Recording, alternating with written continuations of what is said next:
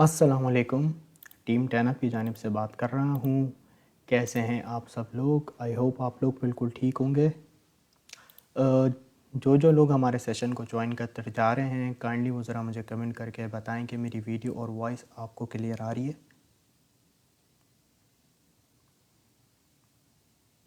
इस वक्त हम लाइव हैं दोनों ग्रुप में, और आप लोग जैसे जैसे ज्वाइन करते जाएं ज़रा मुझे कंफर्म करके बताते जाएं कि मेरी वीडियो वॉइस आपको क्लियर आ रही है। आप सबको अस्सलाम वालेकुम।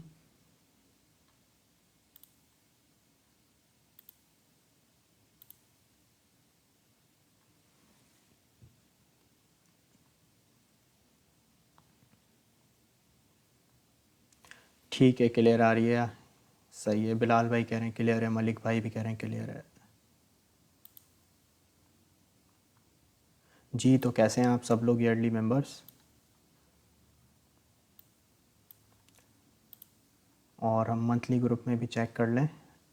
ठीक है, मलिक भाई यहाँ पे भी कह रहे हैं क्लियर है। जी, तो आप सब लोग कैसे हैं? खैरियत से हैं? ठीक हैं? तो इस साल ये हमारी इस साल की जो है लास्ट क्लास है, फिर इंशाल्लाह नेक्स्ट ईयर से फिर हमारी क्लासेस स्टार्ट होंगी। तो आप लोग अभी ज़रा जैसे जैसे थोड़े से लोग मेरे साथ ज्वाइन हो जाएं, फिर इंशाल्लाह हम अपने सेशन का आगाज़ करेंगे। अच्छा, आज आप लोगों को मैं थोड़ी सी वीकली रिवीजन करा दूंगा। जो हमने इस वीक के अंदर जो इंडिकेटर्स पढ़े हैं, जो टॉपिक पढ़ा है, वो आपको मैं एक बार शॉर्ट में रिवाइज करवा दूंगा। बाकी गाइड में तो डिटेल वीडियो है ही उन टॉपिक्स पे। बाकी मैं आपको एक शॉर्ट टाइम फ्रेम के अंदर एक रिवीजन करवाने की कोशिश करूँगा। ठीक है, सही है। जी, तो कौन कौन कहाँ कहाँ से देख रहा है? अभी बस थोड़ी सी देर में हमारे साथ थोड़े से कुछ लोग जुड़ जाएं, फिर हम अपने सेशन का आगाज़ करेंगे। अच्छा, मुझे ये कंफर्म कर दें कि मेरी वीडियो स्ट्रीम अभी सही आ रही है आपके पास? वीडियो स्ट्रीम और वॉइस।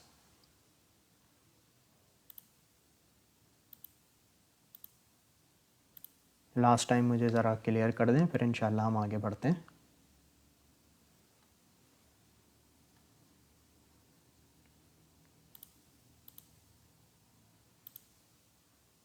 अच्छा भाई, मलिक भाई इराक़ से देख रहे हैं, फ्रॉम फैसलाबाद। अच्छा, साउंड स्लो है। सरदार भाई, मैं थोड़ा आहिस्ता बोल रहा था, अब ज़रा आप मुझे कंफर्म कर दें कि आप सही आ रहा है सब। वालेकुम सलाम अब्दुल्ला भाई, कैसे हैं आप? ठीक हैं? सही है। साउंड स्लो है। सरदार भाई कह रहे हैं साउंड स्लो है, बाकी सब कह रहे हैं क्लियर है साउंड। मेरे पास से तो वॉल्यूम वैसे सेट हुआ हुआ है बिल्कुल। ठीक है, सरदार भाई कह रहे हैं आप क्लियर है। ठीक है, ज़बरदस्त। अच्छा, चलें फिर, जैसे ही हमारे साथ लोग जुड़ गए हैं, बस अब हम स्टार्ट करते हैं। ज़रा हम बिटकॉइन की अपडेट से बढ़ते हैं। ठीक है, बिटकॉइन की अपडेट से हम ज़रा स्टार्ट करते हैं। सबसे पहले मैं आपको देता हूँ बिटकॉइन की अपडेट। अच्छा, बिटकॉइन को मैंने डेली टाइम फ्रेम में ओपन किया हुआ है। अच्छा, कल मैंने आप लोगों को बताया था, जब मैं लाइव सेशन कर रहा था, मैंने आपको 1 आवर टाइम फ्रेम के अंदर एक चार्ट मैंने आपसे डिस्कस किया था, उसको मैं आपसे अभी भी करूँगा। उसको देख के मैंने आपको बताया था कि मार्केट कुछ लो लग रही है, कोई इतनी खास नहीं लग रही, यहाँ से गिरने के चांसेस इसके थोड़े से ज़्यादा लग रहे हैं। तो मार्केट देखिए, कल मैंने आपको बताया था डेली में, यहाँ से कैंडल ने बाउंस बैक किया था। कल की ये जो हमारी कैंडल है, यहाँ पे इस वक्त कल की अपडेट में डेली में मैंने आपको बताया था कि भाई यहाँ से इसने बाउंस बैक करने की कोशिश की है 16,460 से, लेकिन बाउंस बैक कितना किया है? सिर्फ 200 से $250 तक का फ़र्क आया है बीटीसी की उसमें, कि इसने 200 से लेकर $250 तक गेन किया है। कोई इतना ख़ास इसके अंदर मुझे अपवर्ड मूवमेंट देखने को नहीं मिल रहा इस कैंडल पे। तो मैंने आपको कल ये अपडेट में बताया था डेली में। तो देखें, मार्केट के अंदर वॉल्यूम लो था, आज की कैंडल हमें रेड देखने को मिल गई, और करंटली प्राइस भी 16,500 के अंदर चल रहा है डेली के अंदर। और आप ये देखें कि इतने दिन से, मतलब पिछले प्रीवियस में यहाँ पे देखूँ तो कुछ ना कुछ एक थोड़ी बहुत स्ट्रेंथ थी, कि जो प्राइस था वो बार बार EMA 10 को टेस्ट करने जा रहा था। यहाँ टेस्ट कर रहा है, यहाँ टेस्ट कर रहा है, यहाँ यहाँ यहाँ यहाँ यहाँ तक इवेंट प्राइस ने EMA 10 को टेस्ट किया है डेली के अंदर, इस जोन के अंदर। अगर प्रीवियस में यहाँ पे 1 2 3 4 5 6 7 8 से 9 कैंडल तक प्रीवियस डे की जो गुजरी हैं, उसमें EMA 10 को प्राइस ने टेस्ट किया है ड्रॉप होने के बाद भी। लेकिन आप इन दो कैंडल्स के अंदर देखें, इन्होंने 2 दिन से EMA टेस्ट भी नहीं किया। यानी EMA टेस्ट से हमें EMA 10 से हमें मिलती है रिजेक्शन, ये इवन उस जोन तक भी बिटकॉइन नहीं जा पा रहा है, EMA10 तक। जो EMA10 की हमें डेली में हमारी रेजिस्टेंस बन रही है $16,710 पे है, यहाँ तक भी प्रीवियस 2 दिन से EMA10 को टेस्ट नहीं किया प्राइस ने। इससे आप अंदाज़ा करें कि मार्केट में स्लो, वो जो वॉल्यूम है मार्केट में कितना स्लो चल रहा है। और अगर मैं आपको ये देखें जूम यहाँ पे डेली में करके दिखाऊँ ना, तो आप ये देखें सपोर्ट हमारी ब्रेक हुई हुई है, 16,500 के नीचे चल रहा है डेली में इसका प्राइस। तो यहाँ पे अगर ये कैंडल क्लोजिंग हमारी आज देखने को मिल जाती है, यहाँ पे आप देखें कैंडल क्लोजिंग हमारी यहाँ टेस्ट हुआ था प्रीवियस 2 दिन की कैंडल, 16,500 के अंदर प्राइस आया, लेकिन क्लोजिंग हमारी ऊपर हुई थी। अब यहाँ पे भी हमारी क्लोजिंग ऊपर हुई थी, लेकिन अगर आज देखें तो क्लोजिंग हमारी नीचे अगर हो गई ना आज इस EMA बोल रहा हूँ 16,500 के नीचे, तो यहाँ पे EMA10 को वापस टेस्ट करना भी फिर थोड़ा सा मुश्किल हो जाएगा। तो यहाँ पे अगर मैं बात करूँ तो कैंडल क्लोजिंग ये अभी होती भी अच्छी नहीं दिख रही है। अगर ये हो गई तो फिर ये एक बिटकॉइन के लिए अच्छी बात नहीं है। लेकिन अगर मैं यहाँ से आपसे थोड़ा सा एक सिनेरियो डिस्कस करूँ तो यहाँ पे एक थोड़ा सा ये भी हम देख सकते हैं कि जब BTC इस जोन के अंदर आता है, यहाँ पे मैं आपको डेली में मार्क करके दिखा रहा हूँ, जब इस जोन में यहाँ पे ऐसा नहीं है कि कैंडल क्लोज नहीं हुई। अगर हम प्रीवियस कुछ डेज बैक जाएं तो कैंडल क्लोज हुई है, लेकिन फिर बाउंस बैक भी अच्छा देखने को मिला है। तो ऐसा भी पॉसिबल है, सब कुछ डिपेंड करता है कि आपका वॉल्यूम किस वक्त आ रहा है और किस टाइम पे आ रहा है। यहाँ पे अगर हमारी कैंडल क्लोजिंग हो जाती है तो उसके बाद भी अगर एक अच्छा वॉल्यूम मार्केट में देखने को मिल जाता है हमें, जैसे दिसंबर अभी एंड हो रहा है, हो सकता है हमें एक अच्छा वॉल्यूम जनवरी के स्टार्ट में देखने को मिल जाए, तो यहाँ से फिर चांसेस बनेंगे कि भाई मार्केट यहाँ से एक बाउंस बैक कर जाए। अदरवाइज़ यहाँ पे मैं देखूँ तो अभी सपोर्ट ब्रेक हुई भी है। लास्ट टाइम अगर हम देखें तो यहाँ से बाउंस बैक किया था BTC के प्राइस ने, और फिर 17,000 तक भी गया था इस जोन से टेस्ट। ये जो जोन है ना हमारा 16,500 के थोड़ा सा नीचे वाला, यहाँ से बाउंस बैक BTC के प्राइस ने लास्ट टाइम प्रीवियस की कुछ कैंडल्स में डेली में किया था। तो ये भी एक हमारा हो सकता है कि यहाँ से हमें एक बाउंस बैक देखने को मिल भी जाए, लेकिन एक अच्छी वॉल्यूम हमें चाहिए होगी EMA10 को ब्रेक करने के लिए। और अभी करंटली हम बात करें तो अभी प्राइस में इतनी स्ट्रेंथ नज़र नहीं आ रही है कि ये अभी EMA10 तक भी जाना BTC के लिए मुश्किल हो रहा है डेली के अंदर। तो आप ये कम से कम कैंडल की अगर मैं बात करूँ तो आज हमें 16,500 प्लस पे कम से कम कैंडल देखने को मिले, या 16,700 16,800 इस पे देखने को मिले, तो वो थोड़ा सा एक BTC के लिए पॉजिटिव साइन हो सकता है। लेकिन अदरवाइज 16,500 के नीचे हम आ गए, कैंडल क्लोजिंग हो गई, प्राइस स्टेबल हो गया, तो फिर इसके चांसेस बढ़ जाएंगे कि भाई हम और लोअर जोन को टेस्ट कर सकते हैं, 16,300 को, 16,000 को। इस जोन के बाद अच्छी सपोर्ट तो 16,000 पे ही है, लेकिन मैं अगर माइनर सपोर्ट की बात करूं तो 16,200 पे भी इसकी एक सपोर्ट है बिटकॉइन की। इसको मैं आपको 4 आवर टाइम फ्रेम के अंदर चेक कराता हूं। 4 आवर टाइम फ्रेम के अंदर मैं देखूं तो ये देखें रेजिस्टेंस के ऊपर बैठा हुआ है BTC का प्राइस, बिल्कुल यहाँ पे 4 आवर की कैंडल के अंदर। अभी 4 आवर की कैंडल को क्लोज होने में 3 आवर 51 मिनट रिमेनिंग है, और अभी इसको काफ़ी स्ट्रगल लग रही है। इवन 16,500 को भी ये सही से ब्रेक नहीं कर पा रहा है। यहाँ पे एक आप चीज़ नोट करें कि ये कैंडल क्लोजिंग हमारी इसके नीचे हुई, इस कैंडल ने बाउंस बैक करने की ट्राई की, प्राइस गया 16,500 के ऊपर, लेकिन 4 आवर की कैंडल हमें कहाँ देखने को मिली, 16,500 के नीचे। तो ये एक बता रही है कि अभी कोई इतनी खास प्राइस में स्ट्रेंथ हमें शो नहीं हो रही है BTC के। तो इस वक्त जो है ना आप ज़रा थोड़ा सा अलर्ट रहें और ट्रेडिंग ना करें तो वो बेहतर है। ये देखें 16,500 कोई BTC अभी ब्रेक नहीं कर पा रहा है, सिर्फ थोड़े से उसका ही फासला है, तो वो अभी ब्रेक भी नहीं कर पा रहा। इसको एक अच्छा वॉल्यूम चाहिए। देखें ड्रॉप हो रहा है BTC का प्राइस। तो ये अगर 4 आवर के अंदर ये कैंडल भी हमारी अगर नीचे क्लोज हो जाती है तो फिर उससे और हमें यही कंफर्मेशन मिलेगी, कोई इतनी अब BTC में अभी फ़िलहाल स्ट्रेंथ देखने को नहीं मिल रही है। तो 4 आवर में भी कोई इतनी बिटकॉइन की खास कंडीशन नहीं बनी हुई है। वॉल्यूम अभी ट्रेंड अगर मैं ओवरऑल देखूँ तो मुझे थोड़ा सा डाउनवर्ड नज़र आ रहा है। अच्छा, इसके बाद यहाँ पे मैं आपको 1 आवर टाइम फ्रेम में दिखाना चाह रहा था। कल के अंदर मैंने जब आपको अपडेट दे रहा था ना, तो यहाँ पे मैंने आपको बताया था, मैंने कहा भाई BTC को देखें यहाँ पे कितनी मतलब कि मेहनत करनी पड़ रही है 16,500 के ऊपर जाने के लिए। यहाँ पे कल मैंने बताया था आपको कि भाई ये देखें यहाँ पे रिजेक्शन मिली, यहाँ रिजेक्शन मिली, फिर थर्ड टाइम BTC ने ब्रेकआउट यहाँ से किया, वो भी लो वॉल्यूम के साथ। ये भी मैंने आपको कल बताया था। फिर आप देखें प्राइस स्टेबल रह पाई, वॉल्यूम नहीं आ पाया, लेकिन ठीक है ना, उसके बाद वापस प्राइस ड्रॉप हो गया आज।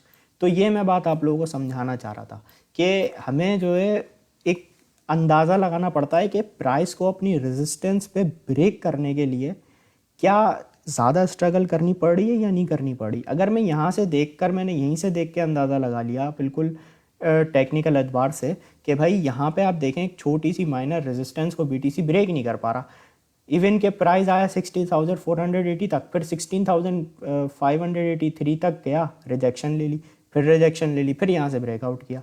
तो ये इससे एक अंदाज़ा हमें यही हो गया था कि मार्केट में इतना कोई ख़ास अभी वॉल्यूम नहीं है। तो यहाँ पे भी आप देखें BTC का प्राइस कल के मुकाबले और डाउन आया हुआ है। तो 1 आवर टाइम फ्रेम में भी मैं अगर बात करूँ ना, तो इतनी कोई ख़ास यहाँ पे कंडीशन देखने को नहीं मिल रही है। और यहाँ पे अगर मैं आपको ये दिखाऊँ, एक मैं आपको यहाँ पे ट्रेंड लाइन मार्क करके दिखा देता हूँ।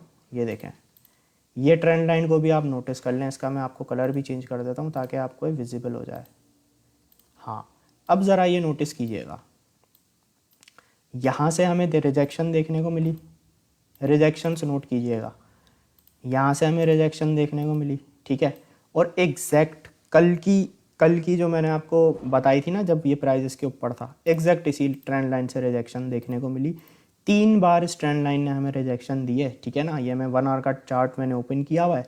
तो अब अगर मैं बात करूँ इस ट्रेंड लाइन के अकॉर्डिंग, अगर BTC यहाँ से बाउंस बैक कर जाता है, इस जोन से बाउंस बैक BTC कर जाता है, तो भाई ये इसकी रेजिस्टेंस बन रही है $16,578। जो इसकी ट्रेंड लाइन यहाँ से अगर बाउंस बैक करता भी है तो ये ट्रेंड लाइन इसको थोड़ा डिस्टर्ब कर सकती है। लेकिन अगर एक अच्छी वॉल्यूम आ गई तो फिर ये ब्रेकआउट कर जाएगा। लेकिन अगर वॉल्यूम ऐसे ही लो रही तो फिर भाई ये ट्रेंड लाइन के पास अगर प्राइस बाउंस बैक कर भी जाता है इतनी स्ट्रगल करने के बाद, तो ये इसका रिजेक्शन जोन बन सकता है फिर। तो इस ट्रेंड लाइन का आपने ख्याल रखना है। 1 आवर टाइम फ्रेम में हमें रेजिस्टेंस दे रही है ऑलमोस्ट। हमें यहाँ पे अगर मैं आपको बताऊँ तो 3 बार तो हमें रिजेक्शन मिल चुकी है और हर तीनों बार हमें लोअर लो देखने को मिला। यहाँ पे से रिजेक्शन मिली, लोअर लो बना, यहाँ से रिजेक्शन मिली, लोअर लो बना, यहाँ से रिजेक्शन मिली, फिर यहाँ पे अगेन लो आ गया। तो इस तरीके से आपको थोड़ा सा अलर्ट रहना है 1 आवर टाइम फ्रेम के अंदर भी। तो ये BTC की अपडेट थी। अभी सिंपल वर्ड में अभी कोई इतना खास मार्केट में हमें वॉल्यूम नहीं देखने को मिल रहा। 16,500 अभी रेजिस्टेंस बनी हुई है और $16,800 की रेजिस्टेंस भी बहुत एक अभी इसके लिए हैवी रेजिस्टेंस का काम कर रही है BTC की। तो आई होप BTC की अपडेट आपको क्लियर होगी। आप ज़रा मुझे कमेंट करके बताते हैं अपडेट क्लियर है तो फिर हम इथीरियम की अपडेट की तरफ बढ़ते हैं। जी बिल्कुल, मैं ट्रेडिंग हामिद भाई ट्रेडिंग व्यू पे ही चार्ट देखता हूँ। अच्छा, जो लोग मेरे भाई मुझे कॉइन्स सजेस्ट कर रहे हैं टेक्निकल एतबार से, उनसे मैं रिक्वेस्ट करूँगा कि मैं आपको बाद में बता दूँगा। जब मैं ख़ुद आपको बोलूँगा आप ज़रा मुझे अपने कॉइन बता दें तो फिर मैं उसका TA करके बता दूँगा, ठीक है। कॉइन्स की अपडेट मैं आपको लास्ट में दूंगा जो आप कॉइन बोलेंगे, ठीक है ना। अभी मुझे सिर्फ ये बताएं क्लियर है। हसन भाई बोल रहे हैं ठीक है क्लियर है। आप लोग भी मुझे कंफर्म कर दें, फिर हम आगे बढ़ते हैं इथेरियम की अपडेट की तरफ। क्योंकि आज हम बिटकॉइन इथेरियम अपडेट दूंगा, फिर ऑल्ट कॉइन मार्केट को थोड़ा देखेंगे। उसके बाद हम crypto fear and greed index को देखेंगे और कॉइन मार्केट कैप पे मार्केट कैप चेक करेंगे। फिर मैं थोड़ा सा आपको रिवीजन कराऊंगा, फिर आपके मैं कॉइन्स के TA आपको बताऊंगा। तो आप ज़रा मुझे थोड़ा सा ज़रा कमेंट करके बता दें क्लियर है तो फिर हम आगे बढ़ें। ठीक है क्लियर है, चलें हम आगे बढ़ते हैं अब। अच्छा, अब ज़रा हम बढ़ते हैं इथीरियम के ऊपर। इथीरियम को हम देख लें। इथीरियम का प्राइस भी $1200 के अंदर ही है। अभी भी कोई इतना ख़ास इसके अंदर हमें नहीं देखने को मिल रहा है। यहाँ से ये अभी हमने 4 आवर टाइम फ्रेम ओपन किया हुआ है। इथीरियम ने यहाँ से ट्राई किया था, यहाँ से बाउंस बैक करने की कोशिश की थी। प्राइस कुछ टाइम स्टेबल भी रहा, EMA 10 भी ब्रेक किया, प्राइस उस पर स्टेबल भी रही, मगर हमें वॉल्यूम देखने को नहीं मिला। लो वॉल्यूम इथीरियम के अंदर था, जिसकी वजह से अगेन हमारी ये सपोर्ट ब्रेक हो गई। $1295 की हमारी यहाँ पे एक सपोर्ट आ रही है। $1200 इसे हम राउंड ऑफ करके मान लेते हैं। तो वैसे अगर मैं यहाँ पे एक बात करूँ तो यहाँ पे इसकी 4 आवर टाइम फ्रेम में सपोर्ट ये है इथीरियम की। जो यहाँ पे हमारी सपोर्ट बनेगी $1185 की बनेगी। यहाँ पे अगर मैं लास्ट टाइम देखूँ तो ये काफ़ी रेजिस्टेंस का बाइस बना था इथीरियम के लिए। और फिर अगर मैं इस जोन पे देखता हूँ तो यहाँ से जब प्राइस टेस्ट हुआ था तो फिर यहाँ से इथीरियम ने अच्छा बाउंस बैक किया था। अब यहाँ पे हमें नोटिस करना है क्या इथीरियम इस जोन से क्या अगेन टेस्ट करने के बाद बाउंस बैक कर पा रहा है। कहीं ऐसा तो नहीं है कि यहाँ से ब्रेक कर जाए और हमारा ये लेवल टेस्ट हो जाए। वैसे अगर मैं इथीरियम की बात करूँ, एक अच्छी सपोर्ट तो इथीरियम की यहाँ पे है $1160 के ऊपर, अच्छी सपोर्ट जो अगर मैं आपको बताऊं। लेकिन 4 आवर में अगर मैं यहाँ से बात करें तो 1185 पे इसकी एक सपोर्ट आ रही है। अगर ये हमारा प्राइस टेस्ट हो जाता है इथीरियम का तो फिर ये एक जोन वो है जहाँ से थोड़े बहुत चांसेस हैं कि शायद ये बाउंस बैक करे। क्योंकि लास्ट टाइम हम यहाँ से देखें तो यहाँ से बाउंस बैक किया था इथीरियम ने, और उसके बाद यहाँ पे जो रेजिस्टेंसेज हैं पहली वो यहाँ पे एक $1195 की है, जहाँ पे EMA 10 की भी है। फिर उसके बाद $1200 पे है, फिर 1216 से लेकर $1220 तक। ये सारी इसकी 4 आवर टाइम फ्रेम के अंदर मैंने रेजिस्टेंसेस बनाई हुई हैं। और यहाँ पे हमें जब तक बिटकॉइन जैसे 16,800 और 17,000 पे नहीं जाएगा तो इथेरियम को भी यहाँ से जो है ना इसको ब्रेक करने में प्रॉब्लम रहेगी। $1220 का जो प्राइस लेवल है ये भी इथेरियम जब भी ब्रेक करेगा जब BTC 16,800 के ऊपर जाएगा। तो करंटली जैसे BTC कोई इतना ख़ास परफॉर्म नहीं कर रहा तो इथेरियम में भी हमें कोई इतनी ख़ास कोई परफॉर्मेंस देखने को मिल नहीं रही है। यहाँ से मैं बात करूँ तो 4 आवर की कैंडल अभी हमारी रेड में ही बन रही है। और यहाँ से अगर मैं देखूँ जो ये जो हमारा सपोर्ट इधर से ब्रेक हुई थी उसने यहाँ पे प्राइस टेस्ट किया 1184 तक, फिर बाउंस बैक करने की ट्राई की। इस कैंडल को अगर हम देखें तो यहाँ पे इवन ये यहाँ तक रेजिस्टेंस तक भी प्राइस नहीं पहुँच पाई। यहाँ रेजिस्टेंस इसकी 1195 है, प्राइस इसकी कोई 1193 यहाँ तक आई और कैंडल क्लोजिंग वापस इसी जोन पे हो गई 1190 पे 4 आवर की। ठीक है, सिर्फ आप ये देखें कि 4 आवर में प्राइस कितना ड्रॉप हुआ है और बाउंस बैक सिर्फ कितना सा किया है। ठीक है ना, तो इथेरियम भी अभी परफॉर्म अभी ऐसा कोई नहीं कर रहा। और अभी इथेरियम की जो 4 आवर की कैंडल अभी ये हमारी बन रही है, अभी हमें रेड में देखने को मिल रही है। हो सकता है ग्रीन में भी बन जाए, यहाँ से बाउंस बैक कर जाए, लेकिन उसके लिए वॉल्यूम अच्छा चाहिए। अगर ऐसे ही लो वॉल्यूम रहा, अच्छा लो वॉल्यूम के साथ अगर प्राइस टेस्ट होता है ना अपनी जैसे इस सपोर्ट से लेकर इस रेजिस्टेंस पे, अगर लो वॉल्यूम के साथ बड़ी स्ट्रगल करके इथेरियम का प्राइस आता है तो फिर उसमें चांसेस ज़्यादा रहते हैं कि प्राइस यहाँ से रिजेक्शन ले ले। एक अच्छा वॉल्यूम हमें यहाँ से चाहिए होता है ब्रेकआउट के लिए, किसी भी रेजिस्टेंस के लिए, चाहे वो बिटकॉइन की हो, इथेरियम की हो या किसी भी ऑल्ट कॉइन की हो। तो करंटली हम देखें तो 3 आवर 42 मिनट रिमेनिंग है। हो सकता है हमारी ये कैंडल जैसे अभी मैं रेड में थी तो मैंने आपसे बोला हो सकता है ग्रीन में भी हो सकती है, तो देखें ग्रीन में हो गई। तो ये हमें जब भी खैर कन्फर्मेशन होगी जब टाइम पूरा इसका कंप्लीट हो जाएगा, जो कि अभी रहता है इसके अंदर 3 आवर 42 मिनट रिमेनिंग है। तो अगर ये समझें लो वॉल्यूम के साथ 4 आवर में टेस्ट होता है तो फिर इसके रिजेक्शन होगी। लेकिन अगर अच्छा वॉल्यूम हमें देखने को मिल जाता है, यहाँ से एक अच्छा बाउंस बैक करता है इथेरियम का प्राइस, फिर ये रेजिस्टेंस ईजिली ब्रेक कर सकता है इथेरियम। तो इथेरियम की मैं आपको कैंडल क्लोजिंग की बात करूँ तो कम से कम भी 1200 प्लस पे होनी चाहिए अगर इथेरियम को इन फ्यूचर थोड़ा सा बेहतर परफॉर्म करना है। तो $1200 के ऊपर हो तो वो थोड़ा सा बेहतर है। और अगर मैं आपसे बात करूं कि 1260 से इसकी कैंडल क्लोजिंग नीचे ना हो, ठीक है ना, तो फिर वो एक अच्छी इथेरियम के लिए जो है ना प्राइस के लिए बात नहीं रहेगी। फिर वहाँ पे क्लोजिंग देखने को मिल गई तो उससे हमारे चांसेस और इंक्रीज़ हो सकते हैं कि हम थोड़े और लोअर जोन को टेस्ट करें। ठीक है, तो ये हमारी इथेरियम की अपडेट थी। आई होप आपको क्लियर होगी। आप ज़रा मुझे कमेंट करके बता दें क्लियर है, तो फिर हम आगे बढ़ें। अदनान भाई सिंपल वर्ड में मैं वॉल्यूम इसको बोलूँगा कि मार्केट में पैसा कितना पड़ा हुआ है। ठीक है, टेक्निकल एतबार से चाहे जो भी हो रहा हो, ठीक है, लेकिन जब तक आपकी मार्केट के अंदर पैसा नहीं आएगा ना तो आपके टारगेट्स अचीव नहीं होंगे। ठीक है ना, प्राइस को ऊपर जाने के लिए पैसा चाहिए होता है, तो पैसा आएगा तो टारगेट हिट होगा।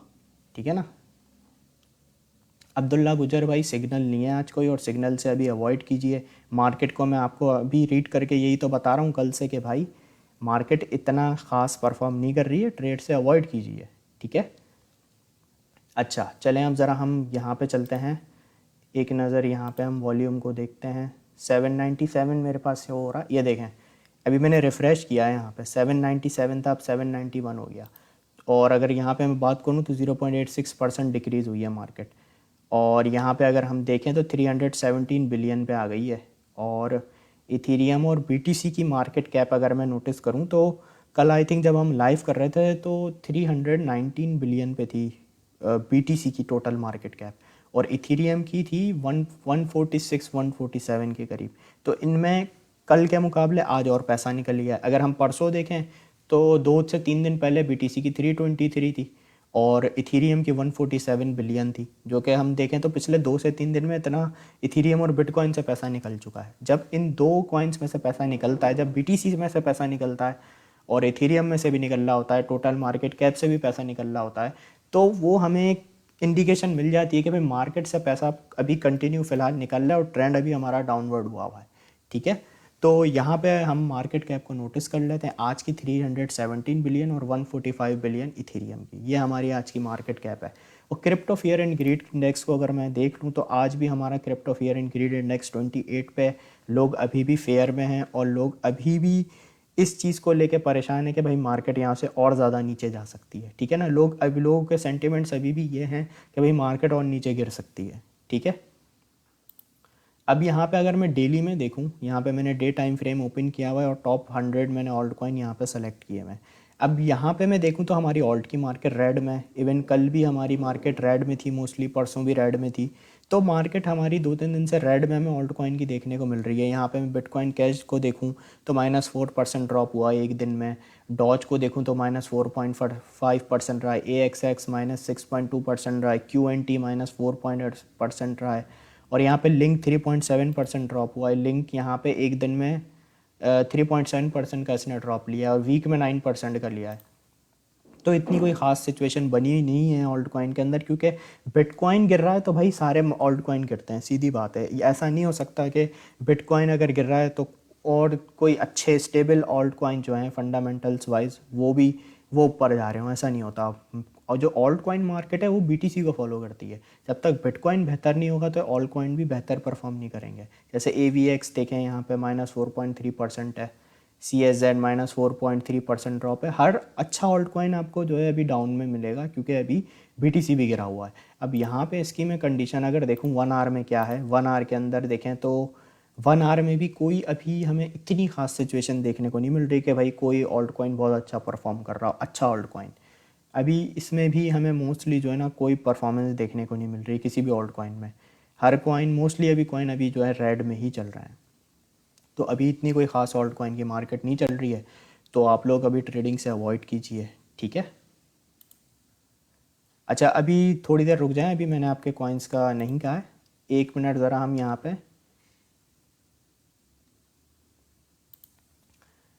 पे अभी मैं आपको एक रिवीजन करा दूँ, फिर उसके बाद जो है ना मैं आपके कॉइन्स या आपके सवालात को देखूँगा, ठीक है। एक शॉर्ट टाइम फ्रेम में हम लोग जल्दी से रिवीजन कर लेते हैं। पूरी ये मैंने वीक में आपको 4 टॉपिक पढ़ाएं जिनका मैं आपको रिवीजन करा रहा हूँ एक शॉर्ट में, क्योंकि वैसे तो गाइड के अंदर वीडियोस पड़ी हुई हैं और मैं अभी आपको दिखाऊंगा भी। तो इसी तरह से जो हमने वीक में आज पढ़ा उसका मैं आपको क्विक एक रिवीजन कराने की कोशिश करता हूँ। अच्छा, वीक में हमने पहला टॉपिक पढ़ा था व्हाट इज़ वेब 3.0।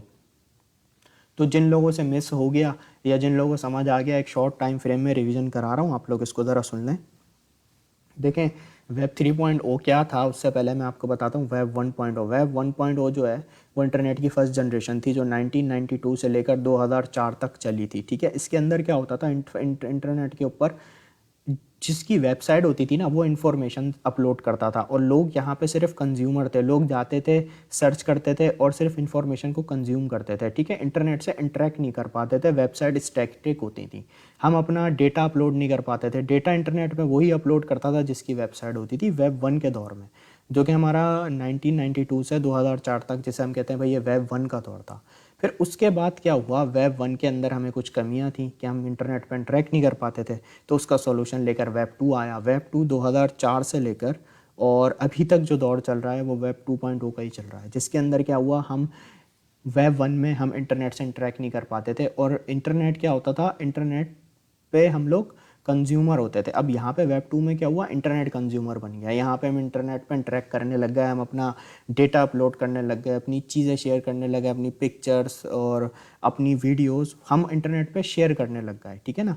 तो यहाँ पे क्या हुआ, अब यहाँ पे इंटरनेट कंज्यूमर बन गया क्योंकि लोग यहाँ पे अपनी इन्फॉर्मेशन शेयर करने लग गए। अब यहाँ पे क्या होता है, जो वेब 2 के अंदर हमारे जो वेब 2 के अंदर जो बहुत सारे प्लेटफॉर्म्स हैं, फेसबुक, इंस्टाग्राम, ट्विटर, यहाँ पे क्या हुआ, हम अपनी इन्फॉर्मेशन देने लग गए, ठीक है ना।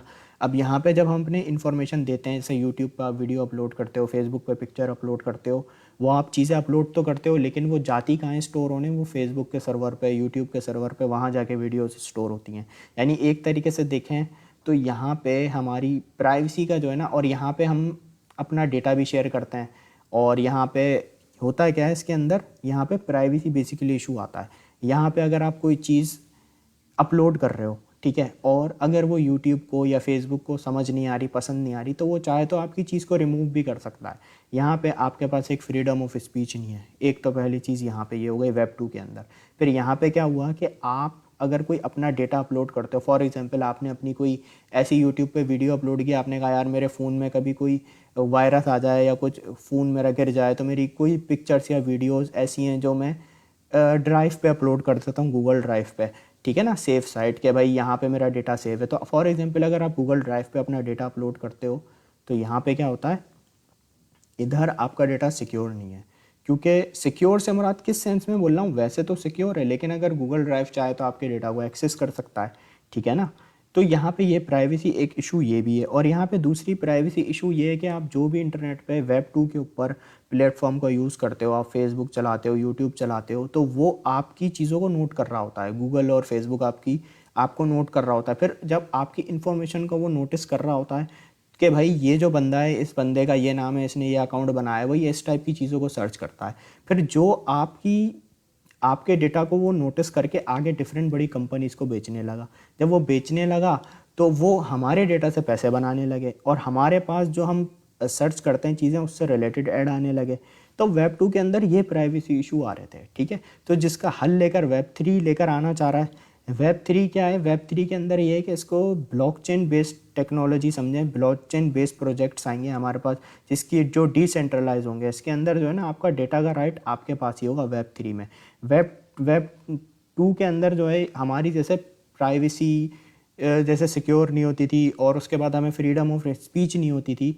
तो इस तरीके का सॉल्यूशन जैसे वेब 3 लेकर आ सकता है। हमें आने वाले टाइम में वेब 3 के ऊपर ऐसे क्लाउड बेस्ड सर्वर मिल सकते हैं कि जिसमें हम डेटा अपना अपलोड करें, वो इनक्रिप्टेड फॉर्म में होगा, और यहाँ पे आपका डेटा आपकी अपनी प्रॉपर्टी है। आप उसे चाहो तो सेल करो, या आप उसे चाहो तो ना सेल करो। आप अपना जो भी डेटा अपलोड करोगे वो इनक्रिप्टेड फॉर्म में होगा, वो सिर्फ आप ही देख सकते हो, और कोई बंदा उसे नहीं देख सकता। और यहाँ पे आपके पास फ्रीडम ऑफ स्पीच होगी, और यहाँ पे आप जिस तरह का कंटेंट आप अपलोड कर सकते हो प्लेटफॉर्म पे, तो उस पर जो है ना, उसको कोई रिमूव नहीं कर सकता है, उस पर कोई आपको पाबंदी नहीं लगा सकता। क्योंकि ये यहाँ पे जो है, ये सारा सिस्टम डिसेंट्रलाइज होगा। इसके ऊपर कोई एक अथॉरिटी नहीं होगी जो आपकी चीज़ों को चाहे रोक दे। ये डिसेंट्रलाइज होगा पूरा सिस्टम। तो इस टाइप का हल लेकर वेब 3.0 लेकर आएगा। तो ये वेब 3.0 है, ठीक है, जो कि डिसेंट्रलाइज बेस्ड होगा, ब्लॉकचेन बेस्ड होगा। तो ये सिंपली कॉन्सेप्ट था। ये मैंने एक शॉर्ट में आपको रिवीजन करा दिया। ये मैंने मंडे वाले दिन टॉपिक पढ़ाया था। वैसे आप चाहें तो गाइड में आके इसकी वीडियो को देख सकते हैं। अच्छा, इसके बाद ज़रा जल्दी से हम आगे चलते हैं। मैंने आपको इस वीक जो है 3 इंडिकेटर भी पढ़ाए थे। पहला इंडिकेटर मैं आपको बता दूं कहाँ से आता है। देखें, यहाँ पे आप ट्रेडिंग व्यू के ऊपर जाएंगे, या इंडिकेटर से, इसके आगे इंडिकेटर टेम्पलेट से आप जिसे यहाँ सेलेक्ट करेंगे ना, यहाँ पे आपके पास ये लिस्ट आ जाएगी। इसमें मैंने पहला इंडिकेटर बनाया था मूविंग एवरेज एक्सपोनेंशियल रिबन। ये आप जैसे ही लगाएंगे तो आपके पास इस तरीके से आ जाएगा। ये मैंने इसलिए बताया था कि फ्री अकाउंट पे ट्रेडिंग व्यू के आपको 3 से ज़्यादा इंडिकेटर अलाउ नहीं होते, तो आप 3 से ज़्यादा एमए नहीं लगा सकते। अब यहाँ पे आप ये इंडिकेटर आप जैसे ही लगाएंगे ना, आपके पास देखें कितने सारे ईएमए आ जाएंगे। आप चाहें तो इसकी सेटिंग अपने हिसाब से कर सकते हैं, ठीक है, लेकिन मैं इसे डिफ़ॉल्ट पे ही रहने दूंगा। मैंने इसका आपको कॉन्सेप्ट बताया था कि भाई इसको आपने कैसे यूज़ करना है। ये मैंने डिटेल में वीडियो बनाई हुई है, इसका मैं फिर भी आपको एक जल्दी से रिव्यू दे देता हूँ। इस तरह से आपके पास ये इंडिकेटर आएगा। आपके पास ये ईएमएस के अंदर 20 से लेके 55 तक सेट हुए होंगे। 20, 25, 30, 35, 40, 45, 50, 55, ये सारे आपके पास ईएमएस इसके अंदर सेट होंगे। इसका आप यहाँ पे कॉन्सेप्ट समझ लें। जब आपका ईएमए 20 सबसे ऊपर हो और ईएमए 55 सबसे नीचे हो, तो ये हमें एक ट्रेंड रिवर्सल के बारे में इंफॉर्मेशन देता है कि भाई यहाँ से ट्रेंड रिवर्सल हो रहा है। और उसके अकॉर्डिंग हमें एंट्री इसके अंदर जब लेनी होती है, जब हमारी रेजिस्टेंस ब्रेक हो जाती है। जैसे ये मेरी रेजिस्टेंस है, ये ब्रेक हुई, यहाँ पे मुझे इंडिकेटर ने ट्रेंड रिवर्सल का भी बता दिया, तो यहाँ से मैं एंट्री एक लूँगा तो मुझे एक अच्छा गेन मिल सकता है।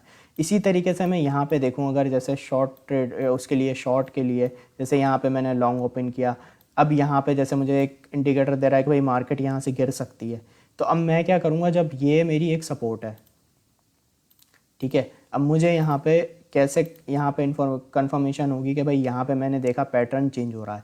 अब येलो वाली सबसे नीचे, रेड वाली सबसे ऊपर है। मैं आपको बिल्कुल शॉर्ट में बता रहा हूँ, डिटेल में मैंने वीडियो बनाई हुई है, ठीक है। यहाँ पे बिल्कुल ट्रेंड जब हमारा चेंज हो जाए तो हमें कंफर्मेशन मिल जाएगी मार्केट गिर सकती है। उसके बाद जैसे ही हमारी सपोर्ट ब्रेक होगी तो हमें और कंफर्मेशन है भाई मार्केट यहाँ से और नीचे जा सकती है। तो इंडिकेटर इस तरह से हम इसको यूज़ करते हैं। तो ये इसका सिंपली कॉन्सेप्ट था। ये मैंने आपको थोड़ा सा तेज़ी में बताया, बट आप वीडियो देखेंगे तो आपको समझ आ जाएगा। अभी एंड में आपको बता दूंगा गाइड में वीडियो कहाँ है, ठीक है।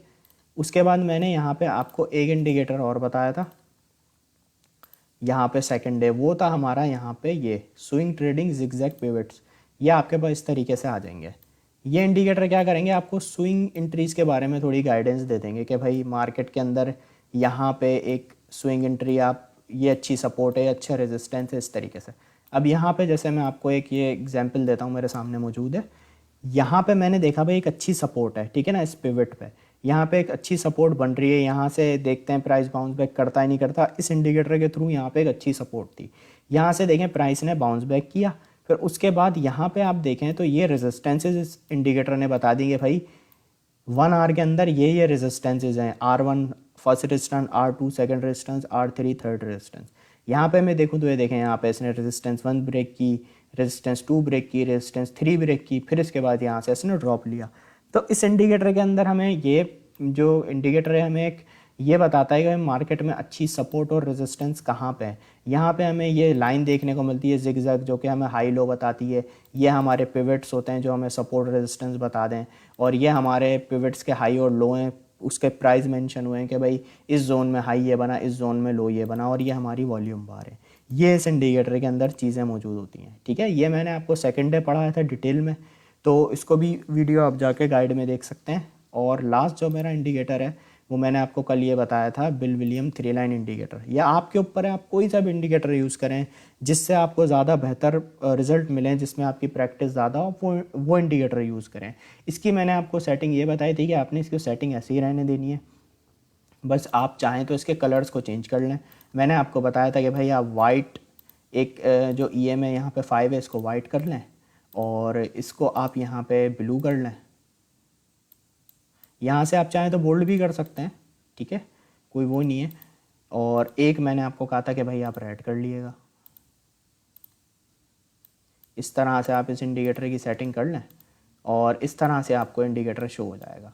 तो यहाँ पे भी इसी तरीके से इसका सिनेरियो है कि भाई आपने, जब आपको पैटर्न ये देखने को मिल जाए कि भाई EMA 5 ऊपर हो, ठीक है, EMA 8 सेंटर में हो और लास्ट EMA 13 हो, इस तरह से यहाँ से हमें पैटर्न रिवर्स देखने को मिल गया, लेकिन हमने एंट्री नहीं ली। एंट्री हमने जब ली जब हम नेक्स्ट रेजिस्टेंस को ब्रेक करेंगे। तो हमने रेजिस्टेंस को ब्रेक किया, यहाँ हमने एंट्री ली और यहाँ हम टेक प्रॉफिट लेके बाहर आ गए रिस्क टू रिवॉर्ड के साथ, ठीक है। इस तरह से यहाँ पे जो है ना हमें इसको ट्रेड करना होता है। तो यहाँ पे अगर मैं देखूँ तो इधर मैं आपको एक एग्जांपल और दिखाता हूँ। डाउन के अंदर 4 आवर के अंदर मैं आपको दिखाता हूँ।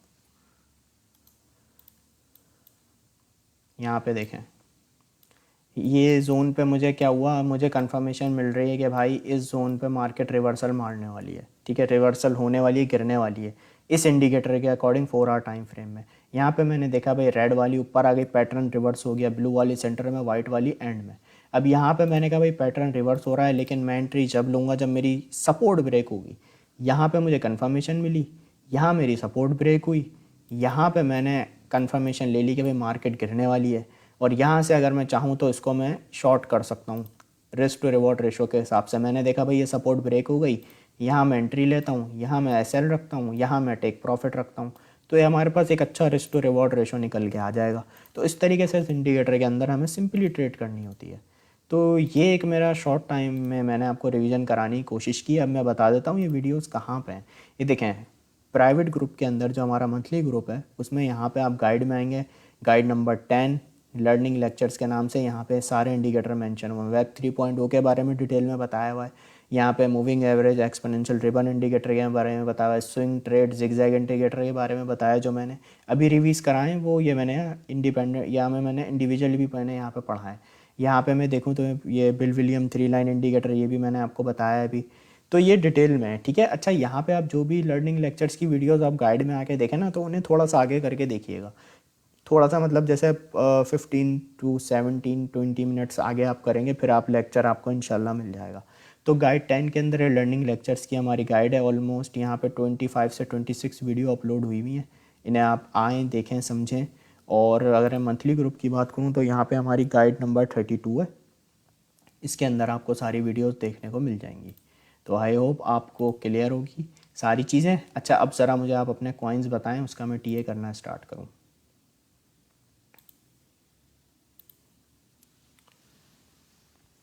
देखें, आपका नाम जाहिद भाई, देखें एग्ज़िट आप हमेशा इस तरह से किया करें, मैं आपको वैसे ही नेम बता रहा हूँ। देखें, आपने देखा आप प्रॉफिट में आ गए, ठीक है, अब आप लोग अपना स्टॉप लॉस आगे मूव कर लो, ठीक है।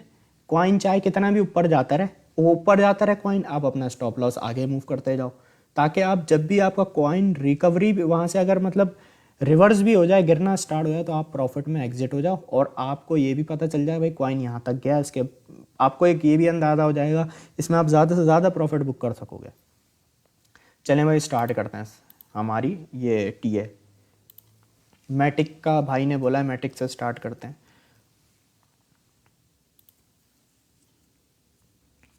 अच्छा, मैटिक 4 आवर टाइम फ्रेम में मैंने ओपन किया हुआ है।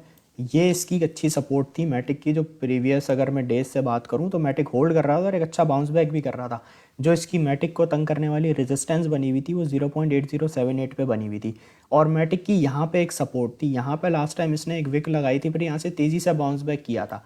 मैं इस जोन पे बात करूँ तो यहाँ से अब मैटिक थोड़ी स्ट्रगल कर रहा है बाउंस बैक करने के लिए। इतना कोई तेज़ी से एक अच्छा बाउंस बैक हमें नहीं देखने को मिलेगा जब तक बिटकॉइन सही परफॉर्म नहीं करता। अगर मैटिक यहाँ से अपनी रेजिस्टेंस ब्रेक कर रहा है, तो अगर ये जाता भी है तो इसका जो अभी इसको तंग करने वाला जोन बनेगा ना मैटिक को, जो इसके लिए रिजेक्शन का बाइस बन सकता है, वो ये जोन है EMA 10 वाला 0.7690 का जोन है, जो मैटिक को एक डिस्टर्ब कर सकता है अगर ये यहाँ से बाउंस बैक कर जाता है। एक अच्छा वॉल्यूम हमें मैटिक में देखने को मिल जाता है तो फिर मैटिक वापस अपने इस जोन में आ सकता है। ये इसके लिए पहले एक अच्छी सपोर्ट का काम करता था मैटिक के लिए जोन, अब ये वैसे इसको एक अच्छी रेजिस्टेंस देगा। लेकिन अगर अच्छा वॉल्यूम देखने को मिलता है मैटिक में तो फिर चांसेस बढ़ जाएंगे कि भाई इसको मैटिक ब्रेक भी कर दे। ठीक है, सोल को देखते हैं।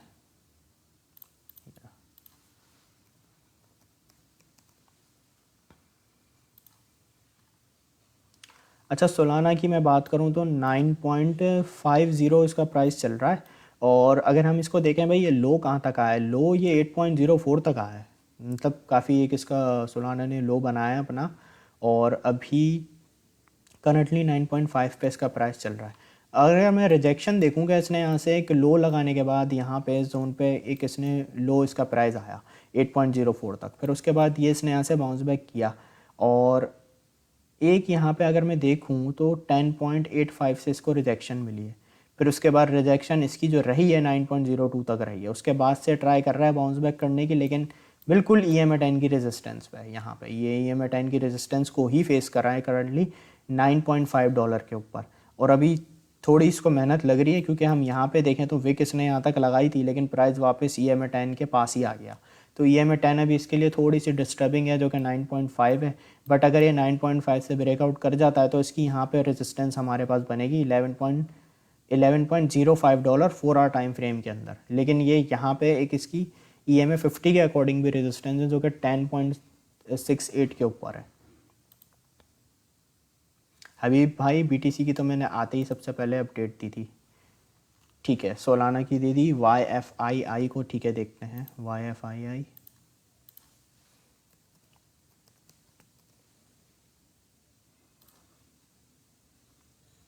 अच्छा, $1134 करंटली इसका प्राइस चल रहा है। अच्छा, जब BTC गिरता है ना तो YFI भी, मतलब ये कुछ ज़्यादा ही या तो गिर जाता है या कुछ ज़्यादा ही ये पंप हो जाता है।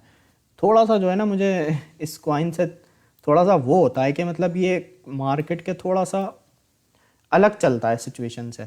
यहाँ पे जब BTC इन डेज में गिर रहा था तो ये इतना पंप हो गया था, सीधा कहाँ से 1042 से सीधा इसका प्राइस गया था $1929। तो डेली के अंदर भी जो है ना ये इतना पंप कर जाता है और इतना डम कर जाता है। खैर, बट मैं अगर आपको इसकी सपोर्ट की बात करूं तो इसकी ये एक अच्छी सपोर्ट है YFI की 1028। ये एक इसकी अच्छी सपोर्ट है। करंटली हम देखें तो $1134 पे इसका प्राइस चल रहा है। EMA 10 से इसको रिजेक्शन मिली है और कंटिन्यूस ये अभी फ़िलहाल लोअर लो जनरेट कर रहा है, और अभी $1134 की इसकी प्राइस है। यहाँ से बाउंस बैक भी करता है तो इसकी 1200 के ऊपर एक रेजिस्टेंस है EMA 10 के अकॉर्डिंग। बट यहाँ पे सपोर्ट की मैं बात करूँ तो $1028 इसकी एक सपोर्ट है YFII की।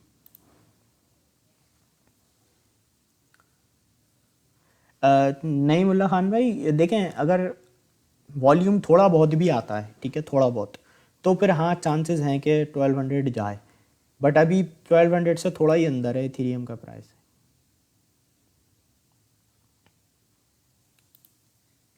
XRP को देखते हैं।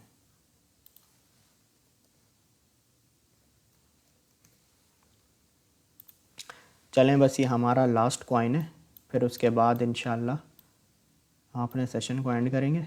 अच्छा XRP की मैं देखूं तो यहाँ पे XRP का प्राइस आया हुआ है कोई, काफ़ी XRP भी गिरा है। बिटकॉइन ड्रॉप होता है तो XRP भी भाई ड्रॉप होगा। 0.3387 की जो इसकी सपोर्ट थी ये इसकी ब्रेक हो गई है। ये किसकी अच्छी सपोर्ट थी। यहाँ पे अगर मैं आपको XRP की डेली मैंने ओपन किया हुआ है 4 आवर के अंदर ज़रा मैं देखूँ तो ये रेजिस्टेंस इसकी बनी हुई है 0.3394 पे। और एक ये जो XRP ने बाउंस बैक करने की कोशिश की है वो इस जोन से की है, ये है हमारा 0.339। यहाँ से XRP कोशिश तो कर रहा है लेकिन अभी हर अच्छे ऑल्ट कॉइन को यहाँ पे अभी प्रॉब्लम फेस करनी है अपनी रेजिस्टेंस को ब्रेक करने के लिए। 0.3394 की रेजिस्टेंस है। जैसे ही BTC थोड़ा बेहतर परफॉर्म करेगा तो फिर XRP भी अपनी सपोर्ट जब भी ब्रेक करेगा, वो रेजिस्टेंस सॉरी जब भी ब्रेक करेगा। इसकी रेजिस्टेंस है 0.3394 के ऊपर XRP की। EMA के अकॉर्डिंग देखूं तो यहाँ पे इसकी EMA के अकॉर्डिंग 0.3428 पे रेजिस्टेंस बनेगी और करंटली अपनी रेजिस्टेंस के पास ही है XRP का प्राइस। लास्ट टाइम XRP ने ऑलमोस्ट इसी जोन से बाउंस बैक किया था, तो ये लास्ट टाइम भी यहाँ से बाउंस बैक किया था और अभी भी यहाँ से ट्राई कर रहा है बाउंस बैक करने की। बट अगर अच्छा वॉल्यूम आएगा तो फिर ये जाएगा। अगर वॉल्यूम लो ही रहता है मार्केट के अंदर तो फिर इसके चांसेस हैं कि वापस अपनी इसी सपोर्ट पे आके टेस्ट कर ले। तो ये XRP की जो है अपडेट थी, आई होप आपको क्लियर होगी। अच्छा, अब हम अपने सेशन को एंड करते हैं, ठीक है। ये हमारा 2022 का लास्ट सेशन था। अब इंशाल्लाह हम नेक्स्ट वीक से अपनी शुरुआत करेंगे सेशन की 2023 में। और अच्छा, एक आपको अपडेट मैं ये देता चलूँ कि अभी इस पूरे वीक जो हमारा लाइव सेशन हुआ है वो हुआ है शाम 5 बजे, और नेक्स्ट वीक से जो हमारा लाइव सेशन होगा वो वापस अपने टाइम पे ही होगा, रात 10:30 बजे, ठीक है। आपको क्लियर है भाई? दीदार भाई अभी तो आप किसी में इन्वेस्टमेंट ना कीजिए, ठीक है। तो चलें अब अपने सेशन को एंड करते हैं, और मेरी दुआ आपके साथ है कि भाई 2023 में आप सबकी जो विशेज़ हैं वो पूरी हों और आप सबके कॉइन्स भी 10x 20x हो, अल्लाह करे, ठीक है। तो चलें अब अपने सेशन को एंड करते हैं। आप सब अपना ख्याल रखें, टेक केयर, अल्लाह हाफ़िज़।